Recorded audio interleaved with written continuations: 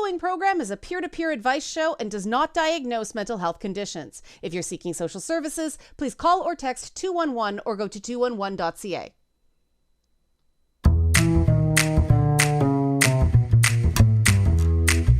Hello, listeners on Saga 960 AM and those listening around the world on streaming and podcast services. I'm Leanna Kersner, and I am not a therapist. This is the inaugural episode of my show, It's Not Therapy, and today, tonight, whenever you're listening, we're talking about stress. Yes, stress. We all have it, especially in the tumultuous times of the pandemic, but even before then, stress didn't feel manageable for a lot of people, did it? And since this is my first show, let me tell you a bit about myself. You might recognize me from Ed and Red's show on Saga 960 AM. I've spent my entire adult life in the media. I started performing when I was a kid. I was a competitive dancer in my teens, so I know how to manage performance-related stress. And because I have to deal with people a lot, I've gotten pretty good at managing the stress of conflict, even though, surprise, I'm an introvert. What am I doing here? Right, exactly. Money stress, though, money stress wrecks me. It's something I continue to struggle with no matter what I do. And we're all like that. Everyone has certain things they just sail through, no problem, and certain things we all struggle with. I could spend the whole hour we have together here delving into theories about why, but not that kind of show. That's what therapy is for. I want to give you some tools to manage stress right now. That's how this show works. I focus on proven solutions to life's problems through life skills. It's not my job to diagnose you, just to listen to you and make some suggestions. With stress, there are two components. Your body's response, that jolt you feel that we call the freeze, fight, or flight response. And that can be managed through breathing, through taking a breath, through just... But then there's the story your thoughts create about that physical response. And that's the thing that fascinates me. I'm fascinated by the stories people tell themselves about their own lives. These stories can either help us immensely or discourage us into depression and inaction. With stress, we're trained in our early lives with these stories. Let me give you an example. One story is, I feel stressed. This is an exciting challenge. It's going to push me to do better. Here's another story. I feel stressed. I must be in over my head. Why did I ever think I could do this? Right? Chuckling. You probably tell yourself some version of one or the other. And you may think you don't have control over these inner stories, but you do. You have a choice whether your inner story is narrated by an inspiring coach or a scathing critic. Let me give you an example with our first question for the week, first question of the entire show. If you'd like to submit a question to me, Leanna, for It's Not Therapy, you can email me at itsnottherapy@saga960am.ca. Again, It's Not Therapy, no apostrophe, at saga960am.ca, or call 289-275-9600. 9600. Again, that's 289-275-9600. Our first question is an email question from Addie K. And here's Addie's question. I grew up with someone overly critical about absolutely everything I did, what I ate, wore. It didn't matter. Whatever I did was wrong somehow. 24/7, I could count on a mean look and or a snide comment. I took to apologizing constantly for things I owed no apology for, and today I turned backflips not to be that person. But I continue to carry that critical, mean voice around with me anywhere I go, but it's turned inward and lives rent-free in my head.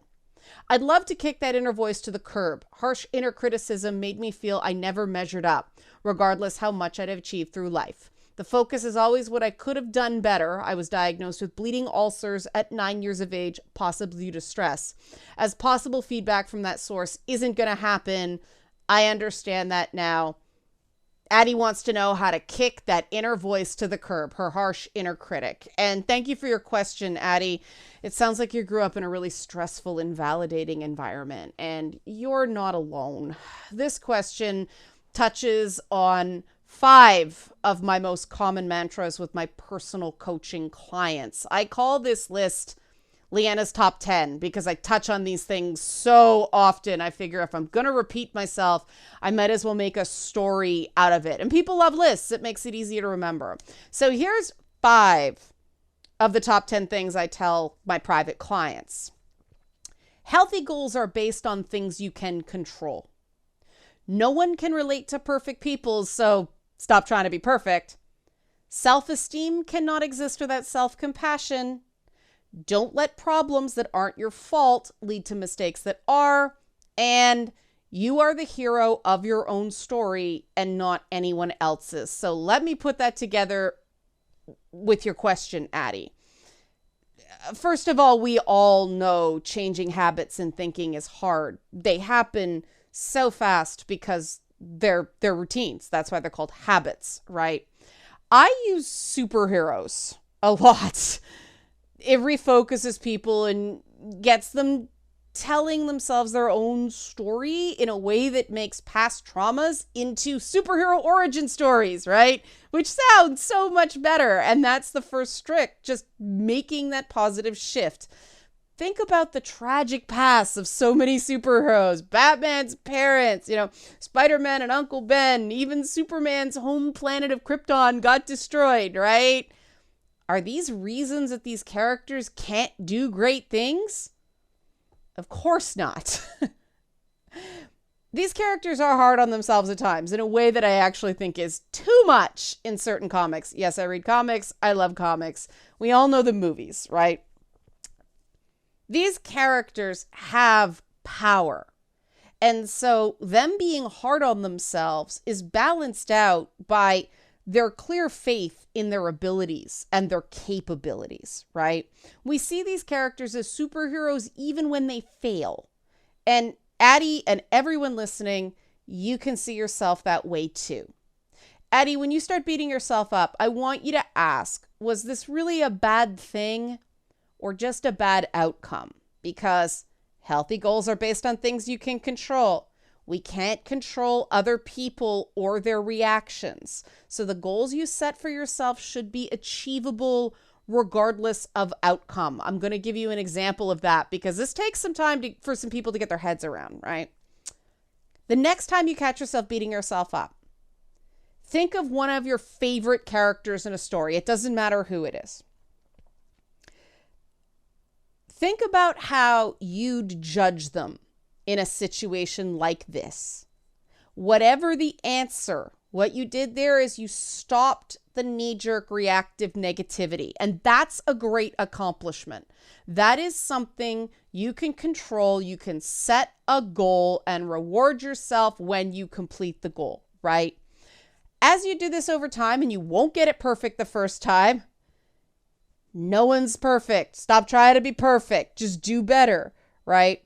Over time, you'll start to realize that we love the characters we love in fictional stories because they recover from setbacks. They fail sometimes. They're not perfect. Because perfect people don't exist. So stop trying to be perfect. And this is where we get to the self-compassion element. Self-compassion isn't self-esteem. It's not knowing what you're good at. It's being kind to yourself about things you're not good at or that you don't do well sometimes. Self-compassion is essential to doing and feeling better. I think it's more important than self-esteem in terms of self-improvement.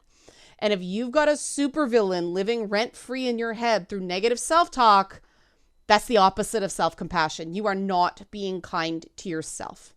Now, self-compassion isn't letting yourself off the proverbial hook, okay? It's just sitting in the crook of the hook instead of skewering yourself on the pointy bit. Okay, let me give you an example, okay?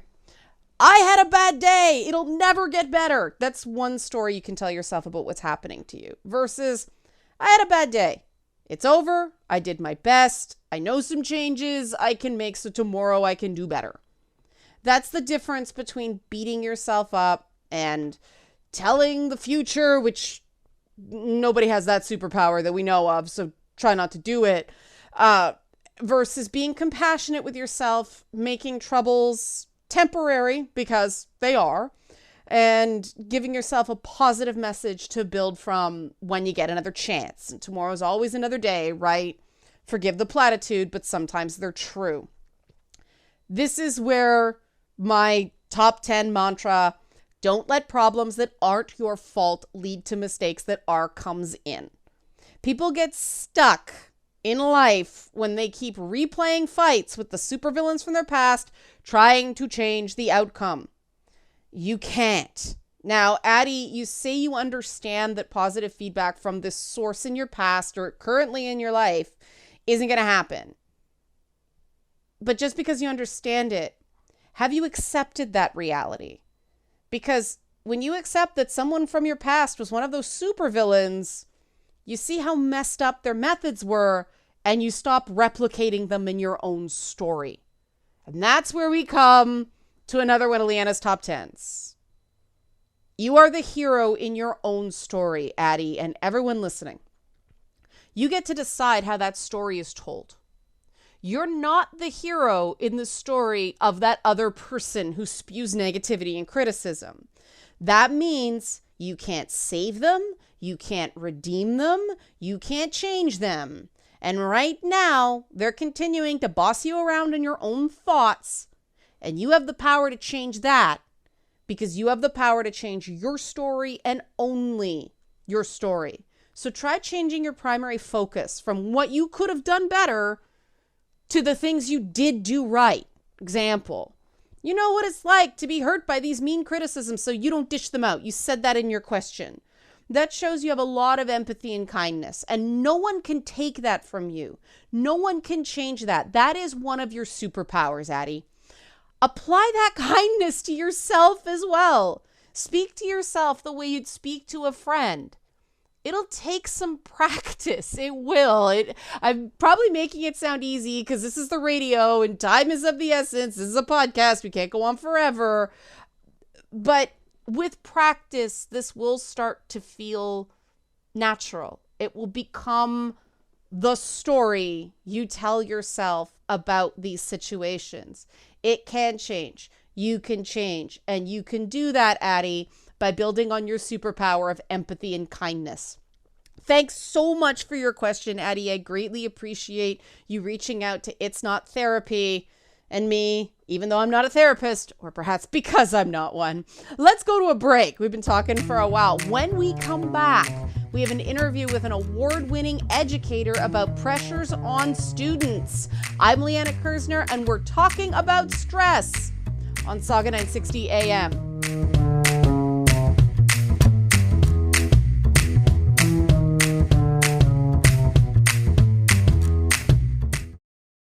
The following program is a peer-to-peer advice show and does not diagnose mental health conditions. If you're seeking social services, please call or text 211 or go to 211.ca.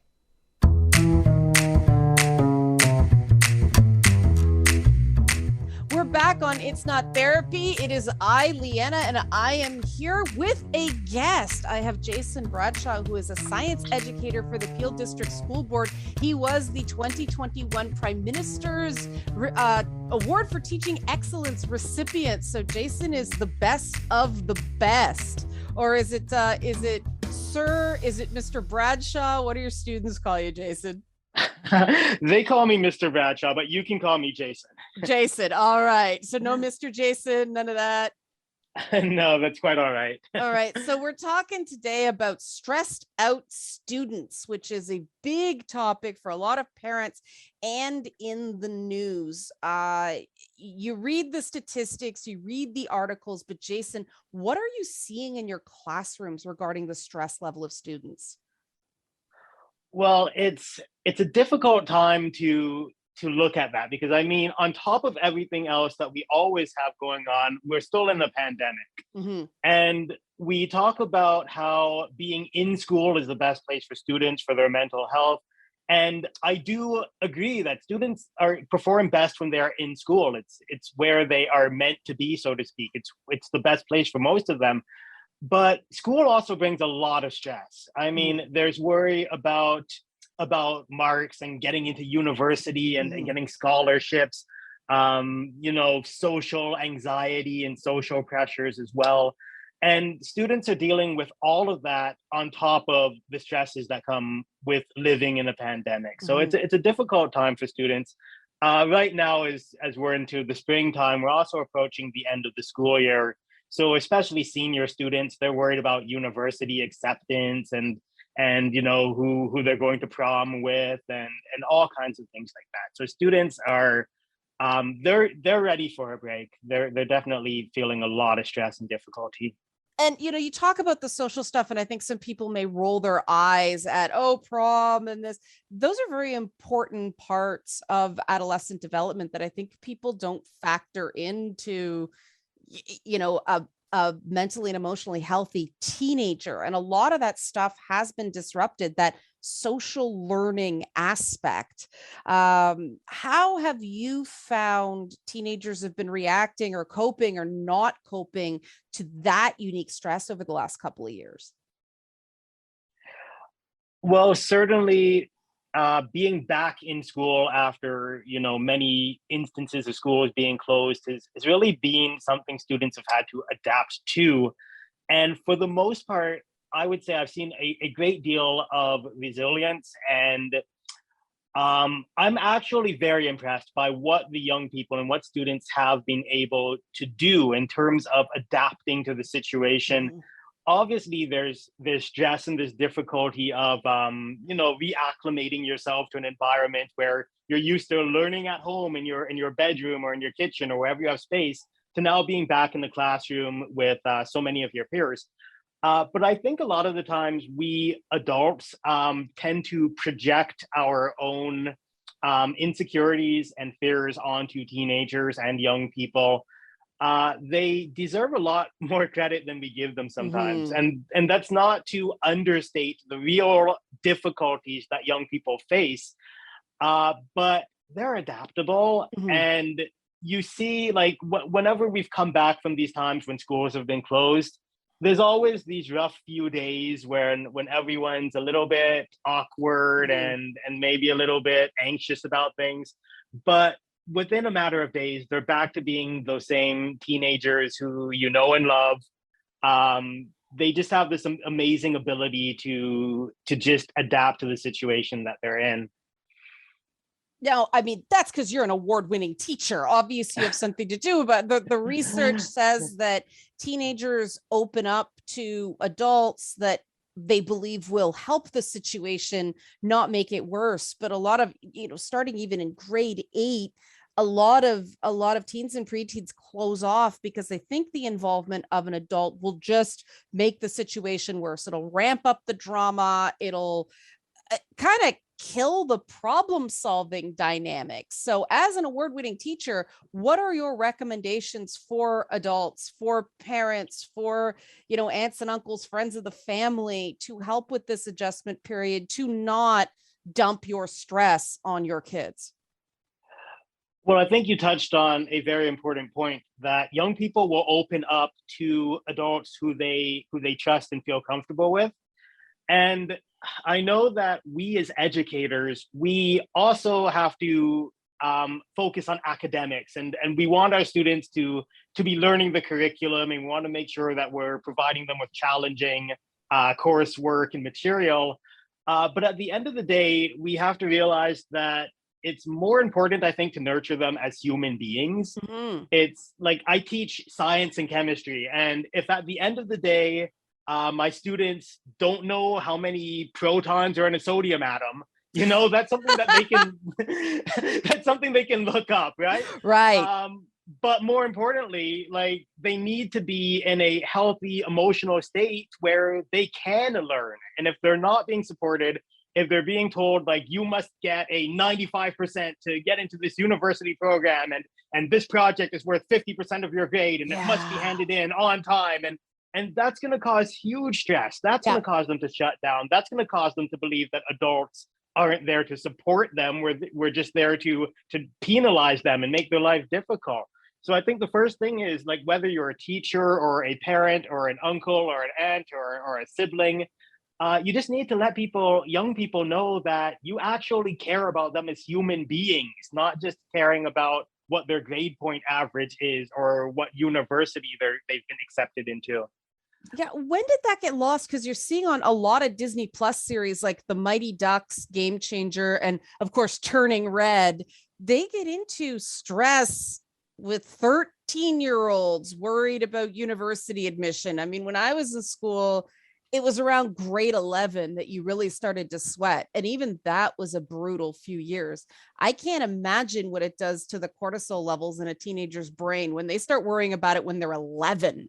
So, I mean, as an educator, are those grades in grade 9 and 10 really important? Or is it more the general mindset of, oh, start with an observation, then make a hypothesis, then test the hypothesis? Is, you know, as you said, the atomic number of boron is less important. We're just going to keep dropping elements, right? Because anyway, what's your take on that? Because I agree, the stress teenagers are in, especially the younger end of teenagers' years, it's off the charts.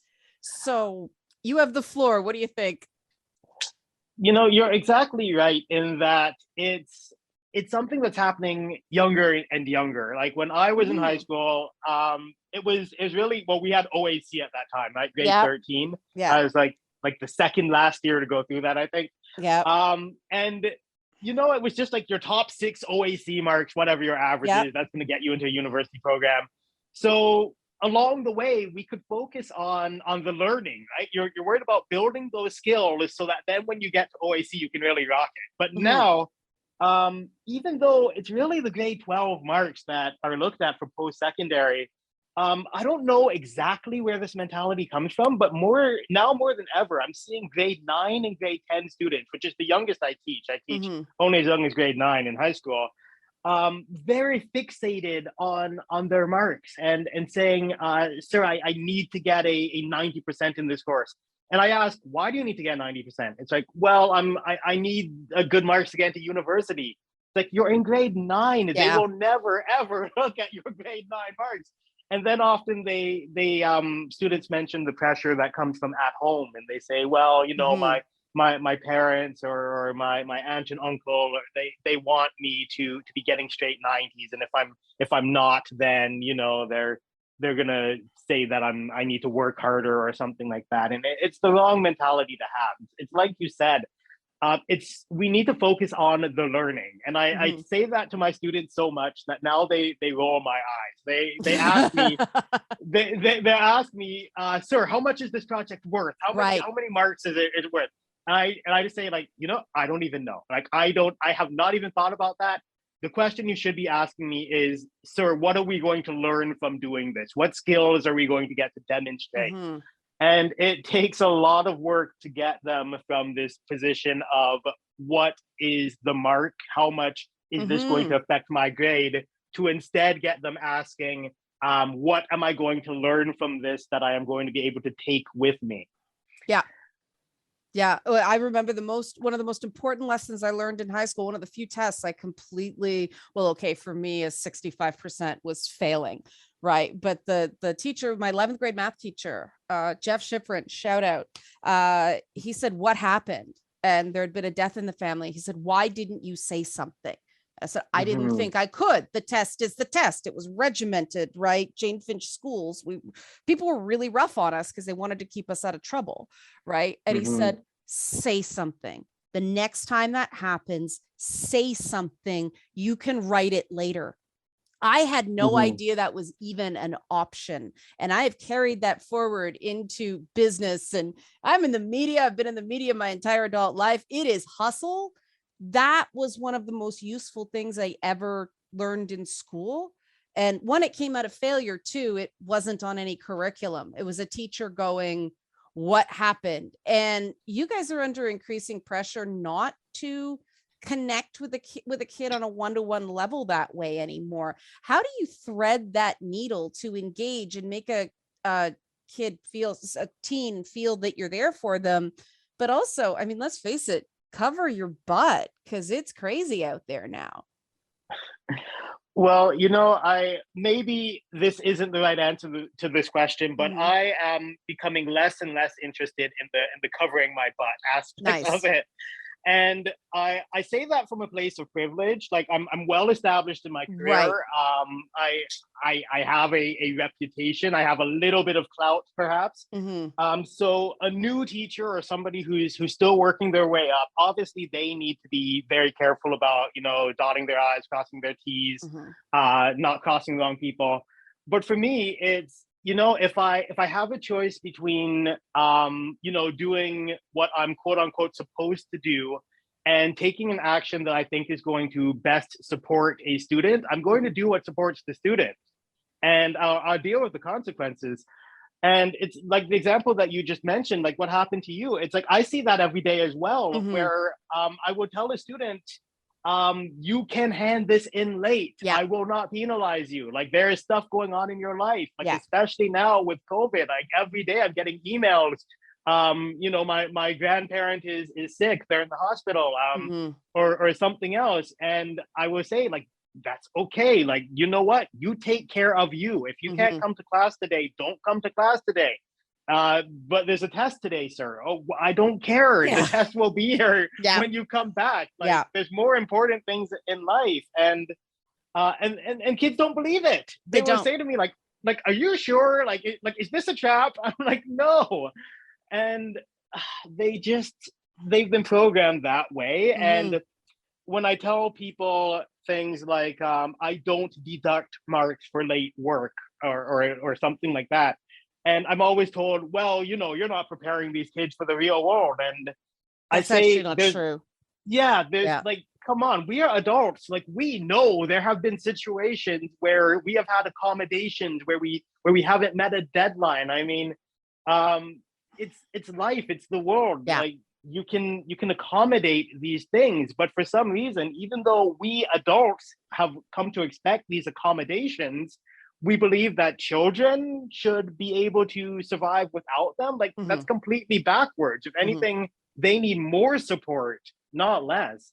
So I think it's just a matter of reminding them that yes, your children are going to be encouraged to work hard. They're going to be encouraged to meet their full potential, but they're allowed to make mistakes. They're in a place that's hopefully safe enough where they can make mistakes, and it's not going to be the end of them. And I know that there's still a lot of systemic barriers and prejudice that exist. I mean, well, you don't have to tell me that. I'm a Black male myself. But we need to understand that if we're not in a society where young people can make mistakes and be kids, then there's something deeply wrong with our society. That's a great place to stop. Jason Bradshaw, award-winning teacher in Peel District, 2021 Prime Minister's Award for Teaching Excellence recipient, and in my opinion, a superhero, a real-life superhero. You are a superhero, Mr. Jason Bradshaw. So thank you very much for your time and your wisdom. Thank you.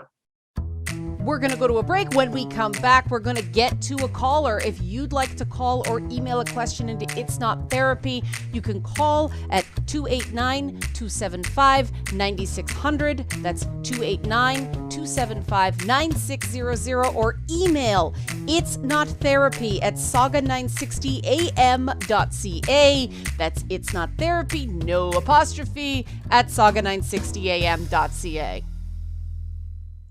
The following program is a peer-to-peer advice show and does not diagnose mental health conditions. If you're seeking social services, please call or text 211 or go to 211.ca. We're back on It's Not Therapy, the brand new show about life skills you can use to make your life better right now. I am Leanna Kersner, and I am not a therapist, but I do have a call. We're talking to Oleg. Oleg, what's your question? Hello. Hello. My question is, I don't know, I'm a little bit nervous suddenly. That's okay. Well, the question is basically, how does one deal with sexual frustration? General, not the physical aspect of it, but more so the emotional aspect of it, the mental aspect, like the feeling of inadequacy. Like, what if nobody will ever want me? Like dumb thoughts like that, which I think are very common, but Yeah, they are It's extremely common, especially post-COVID, especially in an era where we're getting back to socializing, and yet people tend to meet through things like apps, which are in many ways extremely superficial, and no algorithm in the world can simulate going out and meeting people and seeing if you click, right? yeah. We are really focused on sexuality as a society instead of that emotional connection. And at the Oh, it's core, well, part of it is the emotional connection, yeah, because the two come together. They're not yeah, just one yeah, thing or the other. yeah, ideally. And that emotional connection, I think, is probably 90% of it for a lot of people. Mhm. And the challenge with that is there's really no way to rush it. Friendships can be just as rewarding in a lot of ways as a romantic relationship regarding emotional connections, and both are extremely important.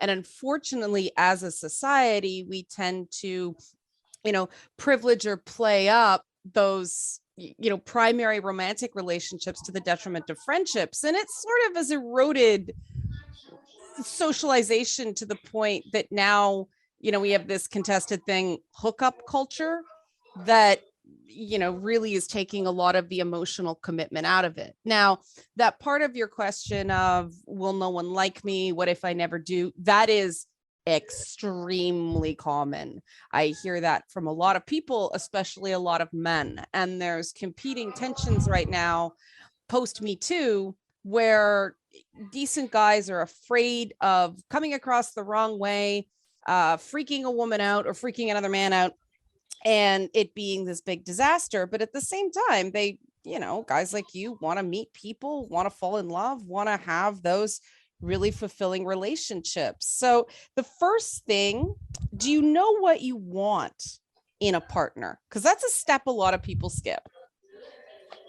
Well, what do you mean specifically? What do I like? A connection is one thing, Right. Obviously, well, ideally a family, Right. like a plans to have a family. Right. But in terms of a connection, is it more spending time together? Is it more talking about your feelings? Is it more, confessing your worries and fears? What does a connection look like or sound like to you? To me, it's just spending a lot of time together, talking to each other. But even if it's banal things, like that doesn't have to be like dramatic, like talking. But I don't know, something happened to you in your childhood. Just Those everyday moments. yeah. Yeah. And so ideally you find somebody who shares that, because if you get a mismatch in that regard, no matter how many common interests you and your partner would have, it's not going to work, because people are putting in a lot of effort, but they're missing each other. What is caring for one person is not seen as caring, could even be seen as annoyance by the other. And so it is really a question of really understanding what you're looking for and what that connection would look like. And a lot of people skip that step because they just say, I want a girlfriend or I want a boyfriend. And that is the worst possible starting point to find a meaningful relationship, because what are you doing with that? You're making the person completely interchangeable with anyone else, right? As opposed to, I want someone I can share those little moments with, or I want someone to, travel the world with, because then okay, you're going to look for somebody who likes travel more. Those priorities that are not based on, oh, I like Marvel movies or, PlayStation video games or any of those things that dating apps tend to think are extremely important, but are actually kind of superficial. Yeah, they're very superficial. Yeah. Once you get those core things of what commitment looks like to you, then you can start going, all right, how do I meet someone who shares these things? Obviously, if it's something like travel, there are places where travel aficionados go. Something more like those, personal connections, those more of a homebody things. Well, there's a lot of things that involve home decor, community organizations. There's specific types of people flock to different organizations. And the nice thing about that is you're not just going to meet someone. That's a terrible idea. People will see that all the way through. Mm-hmm. But if you're joining organizations, whether they be charity organizations or community theater groups or nature groups or anything like that you actually enjoy, you're enjoying the ride while you're waiting that time to meet another person. And then you're going to meet someone who is at your speed, because let's face it, if you're an introvert, going to bars is probably just going to be traumatic and horrible for you, right? It's not traumatic in the sense that it's a little bit, there's a little bit of sensory overload. And also kind of paradoxically, our boredom and the frustration, because they don't know what to focus on. And it's funny that the idea, we meet each other in bars or clubs while you're yelling over music and the 100 other people that are in there. There are better ways to meet people that actually involve conversations, and people get in ruts when they, go on the internet and read articles about where to meet people or how to meet people. Classes are a really interesting way of going about that. The thing about classes for me is you don't know why other people are there. When it's something that's strictly a leisure activity, those I find are better, because people are not just engaging with the same material, they're engaging, you can notice, in the same way as you or in a different way as you. And the nice thing about doing these things just because you enjoy them is you're looking after yourself too, right? You're not just doing something to be a producer, you're doing something to be a human. And that's going to put you in the best place to meet someone on a good footing, and you're going to be the best person you possibly can be when you do meet that person. Because working on yourself, really knowing what you want, knowing what you don't want, and making sure those boundaries and sort of self-work are in place before you meet someone is all really important, and steps a lot of people tend to skip because they're being so defined by an external relationship. Does that make sense? Yes. All right. Does that answer your question? It addresses actually, a couple of things, some which like they're implied in the question, but I didn't even think of them, like the practical aspect of it. Well, it sounds like this has been a success then, Oleg. Thanks very much for your call. And with that, we're going to go to a break on It's Not Therapy. I'm Leanna Kersner, and I am not a therapist, but we are going to come back with one more question talking about stress communicating with other people. Hold on for that during this quick break. Saga 960 AM. The following program is a peer-to-peer advice show and does not diagnose mental health conditions. If you're seeking social services, please call or text 211 or go to 211.ca. We're back on It's Not Therapy, the first ever episode of It's Not Therapy, and I am Leanna Kersner, and I am not a therapist, but I do have one final question, a written question from someone who submitted via It's Not Therapy at saga960am.ca. This is a question from Steve, and Steve asks, how does one address toxic parents? Every time I'm on the phone with my mother more than 5 minutes, she overshares financial hardships, of which I'm helpless to do anything except feel guilty for not being able to do more. I can't confide in her for emotional support without getting dismissive, unsolicited advice that shows little faith in my decisions. And she constantly justifies breaching boundaries by way of saying that's who she is, she cares, and that in my even suggesting that, I'm asking her to walk on eggshells. I'm at a loss, as explaining the same stuff over and over is exhausting, but I also don't want to walk away. Thanks for your question, Steve. It sounds like you're very stressed out. And I'm going to revert to what I always do, Leanna's top 10 mantras for life skills. I've already mentioned one this program, but for those of you tuning in just now, it was, you are the hero of your own story and not anyone else's. I'm also going to add, others don't have to like your boundaries, but they do have to respect them. And Listen twice before you talk once. Let me unpack that. Guilt. Steve is feeling guilt. Guilt often comes from thinking you can save people that you can't save. We're going back to that superhero thing again. I love my superheroes. It works, okay? A lot of adult kids feel responsible for their parents. You're not. It's great to love your parents. It's great to be grateful to your parents, but you are not responsible for your parents. If you want to give back because of what your mom gave you over the years, Steve, that's amazing. But guilt can be a dark side of empathy. So we're going to do a bit of a dive into empathy right now, because there's two types of empathy that combine into a third. And that's where we're going to start here. There is emotional empathy, feeling another person's feelings physically in your gut. And then there's cognitive empathy, consciously putting yourself in the other person's place. Now, that guilt that Steve is feeling is what happens sometimes when someone is high in emotional empathy, and so they feel bad because the other person is feeling bad, and then it starts rattling around inside them. I can't do anything. I feel so guilty, helplessness, all that stuff. But this is where you are the hero of your own story and not anyone else's comes in. Put yourself in the other person's place. If you were talking about a hard time you were going through, would you want someone to treat you like a dependent and swoop in and save them? Probably not. I mean, Steve sounds like a really caring, compassionate guy, even though his mom is driving him crazy, dismissing him, boundary busting.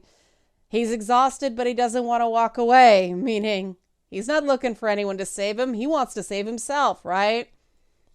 Put yourself in the other person's place. When you do that, you get something called compassionate empathy, which is a combination of emotional empathy, feeling another person's feelings, and cognitive empathy, putting yourself in their place. And what you end up getting with compassionate empathy is the Samwise Gamgee effect. Those nerds like me who know Lord of the Rings, Samwise Gamgee is famous for saying, I can't carry it for you, but I can carry you. You can help people through their burdens. You cannot carry their burdens for them. And this is where boundaries come in. Steve, I'll validate this. There's never any justification for breaching a boundary.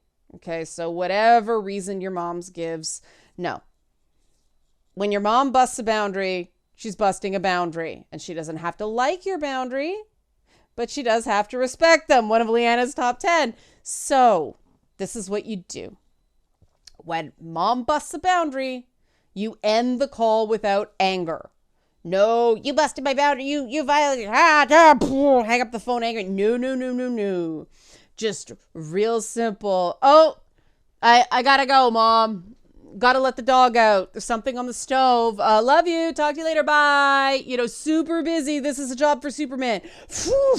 You just here. I come to save the day. That's Mighty Mouse, not Superman. But hey, it still works.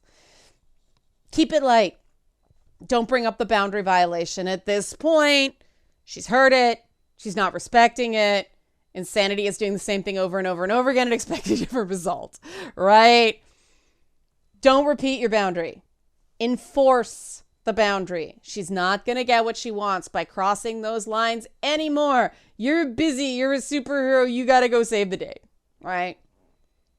But now we get to the listen twice before you talk once part. And this is the special sauce, right? Your mother's telling you a lot through her admittedly not great excuses for violating boundaries.